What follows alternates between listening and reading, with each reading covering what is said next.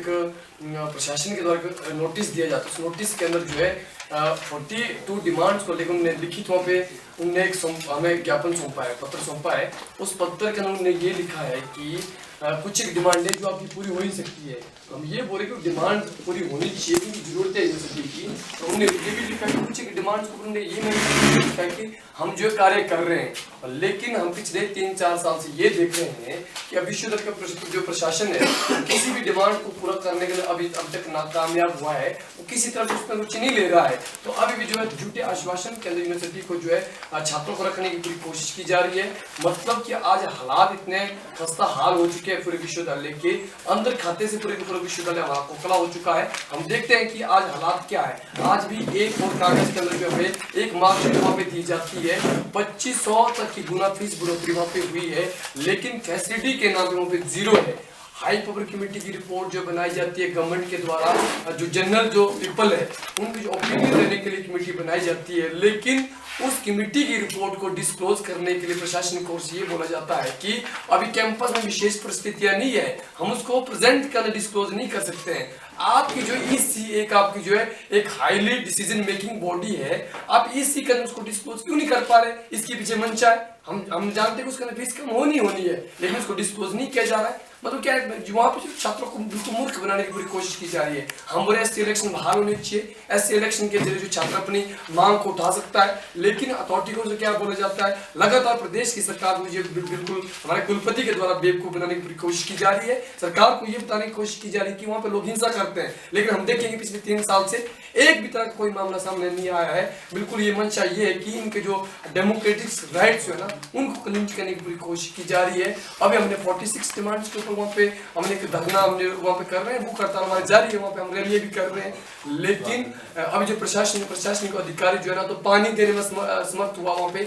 खाने को लेकर भी जो है वो जागरूक नहीं है। हॉस्टल के इतने बदतर हालात है कि अभी तक जो सभी को हॉस्टल नहीं मिलते हैं, जो हॉस्टल बनाए उनके बहुत उनके हालात वहाँ पे खस्ता हालात है, जिसके लिए हम वहाँ पे लड़ाई लड़ रहे हैं। और आगामी जो हम इसमें लड़ाई इसको आगे भी हम लोग इसमें कंटिन्यू करेंगे।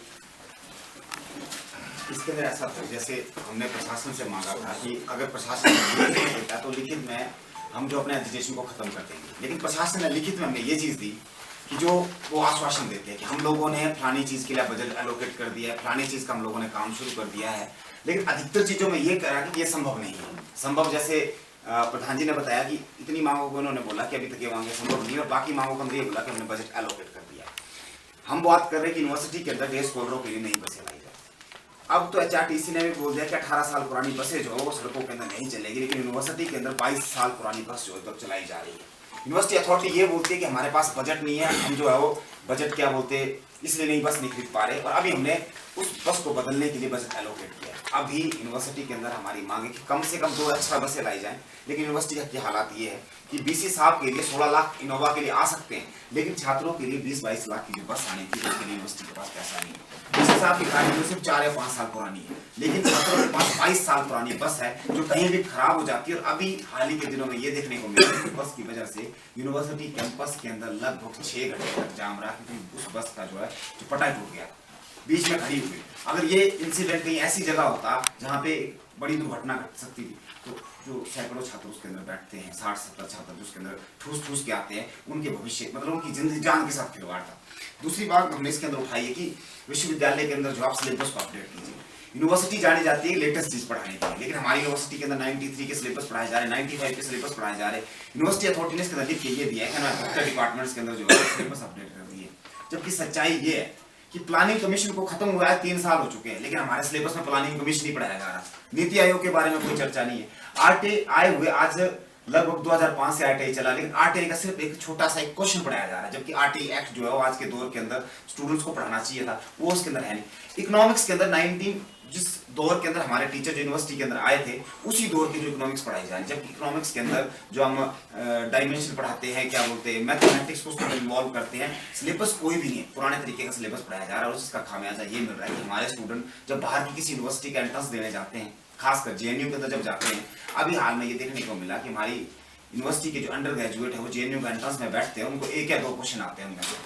हम लेवल कौन सा बढ़ा रहे हैं, वही सिलेबस पढ़ाने की कोशिश कर रहे हैं जो आज से 20 या 25 साल पहले पढ़ाया जाता था, उसके अंदर नहीं कुछ है नहीं। उसके बाद बात करें यह कैंपस के अंदर हॉस्टल सुविधा थी। आज कैंपस के इतने बुरे हालात हो चुके हैं, यूपीएससी की मीटिंग्स के अंदर इन्होंने डिसाइड कर दिया कि हम नए हॉस्टल बनाएंगे, लेकिन अभी तक लगभग 6-7 महीने होने वाले हैं, लेकिन अभी तक यूनिवर्सिटी इसी बात को लेकर चिंता में है कि हम जमीन कहाँ देखेंगे। यूनिवर्सिटी के पास जमीन पड़ी हुई है, 75% अटेंडेंस होनी चाहिए, क्लास यूनिवर्सिटी के अंदर लगनी चाहिए, लेकिन आप जो हो जहाँ क्लासरूम है और टीचर्स भी हो, आप क्लासें नहीं लगवा रहे। दूसरी बात है यूनिवर्सिटी के अंदर अधिकतर डिपार्टमेंट ऐसे हैं जहाँ पे ना क्लासरूम है। एमसीए के अंदर जब 45 स्टूडेंट हुआ करते थे तब आपके पास क्लासरूम सफिशिएंट थे, आपके पास कंप्यूटर भी सफिशिएंट थे। आपने 45 से बढ़ा के उसकी सीट्स को 121 कर दिया, लेकिन आपके पास कंप्यूटर उतने ही है, क्लासरूम उतने। एमसीए एकमात्र ऐसा डिपार्टमेंट यूनिवर्सिटी का बन चुका है जो लगभग सड़कों पे रहता है, पूरा साल उस सड़कों पे घूमता रहता है, उनकी क्लास कहीं नहीं लगती।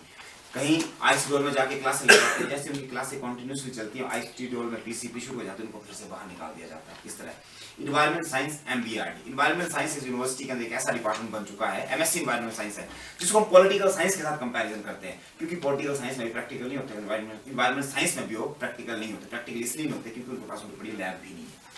स्टूडेंट जो एमबीआरडी के थे ना उनके पास क्लासरूम है, ना उनके पास फैकल्टी है। उसके बाद जो बैच पिछले जून 2015 के अंदर पास आउट करके गया, अभी वहाँ के स्टूडेंट्स को ना तो सीएमसी दी गई है और ना ही उनको डिग्री दी गई, क्योंकि यूनिवर्सिटी ने अभी तक 3 साल में यही डिसाइड नहीं किया कि आपको कौन सी फैकल्टी से डिग्री मिलेगी और कब डिग्री मिलेगी। अभी तक यूनिवर्सिटी इसी में कंफ्यूज है। वो कभी बोर्ड अथॉरिटी का कुछ एक हिस्सा बोल रहा है कि हम लाइफ साइंस को डिग्री देंगे, कुछ एक हिस्सा बोल रहा है कि आईएएचएस के हम अलग से फैकल्टी तैयार करेंगे, कुछ एक बोल रहा है कि मल्टी फैकल्टी नाम की अलग से फैकल्टी तैयार करेंगे, हम उससे डिग्री देंगे। इसके चक्कर में एक लड़का जो जेआरएफ है, उसकी जेआरएफ लगभग 1 साल अभी होने वाला है और 2 साल की जेआरएफ का टेन्योर होता है, उस लड़के को भी डिग्री नहीं मिली। बड़े शर्म की बात है कि एक स्टूडेंट को अपनी डिग्री यूनिवर्सिटी से आरटीआई से मांगनी पड़ रही है कि आरटीआई के थ्रू आप मेरी डिग्री मुझे दो। एक एक्ट का सहारा एक स्टूडेंट को अपनी डिग्री के लिए लेने के लिए पड़ रहा है, तो इससे बुरा टाइम यूनिवर्सिटी के लिए क्या हो सकता है। और ऊपर से हमारी अथॉरिटी ये बोलती है कि कैंपस के अंदर ऐसे कोई हालात पैदा नहीं हुए कि आप अंदर। हमें एक लेटर आया वाइस चांसलर साहब का, जिसमें ये बोला गया कि कुलपति महोदय को ये लग रहा है, रजिस्ट्रार की ओर से लेटर था कि यूनिवर्सिटी के अंदर ऐसे अभी हालात ही पैदा नहीं हुए कि आप लोग हड़ताल करें, आप लोग भूख हड़ताल पे जाए। यूनिवर्सिटी में सब कुछ नॉर्मल चला है, ना आपके पास टीचर है, ना आपके पास क्लासरूम है, ना आपके पास देने के लिए डिग्री है, ना आपके पास जो बेहतर जो लेटेस्ट सिलेबस होता है वो, ना आपके पास लाइब्रेरी में बैठने के लिए कैपेसिटी है, ना आपके पास स्टूडेंट्स को देने के लिए वाईफाई जैसी फैसिलिटी है, ना आपके पास रिसर्च स्कॉलर को देने के लिए फेलोशिप है, यहाँ तक कि आपके पास रिसर्च करवाने के लिए टीचर्स भी नहीं। लेकिन फिर भी यूनिवर्सिटी के अंदर ये बोलने की कोशिश की जाती है कि हालात पैदा नहीं हुए कि आप लोग जो है हड़ताल के अंदर जाएं, और बार बार हमारे ऊपर प्रेशर डलवाने की कोशिश की जा रही है। हमारे क्लासरूम के जो टीचर्स हैं उनको प्रेशराइज किया जा रहा है कि इनके ऊपर प्रेशर डालो ताकि अपन दोनों को वापस ले ले। अथॉरिटी पूरी तरह से लगी हुई है, यहाँ तक कि पुलिस एडमिनिस्ट्रेशन का भी सहारा लिया जा रहा है हमारे स्टूडेंट को क्रश करने के लिए।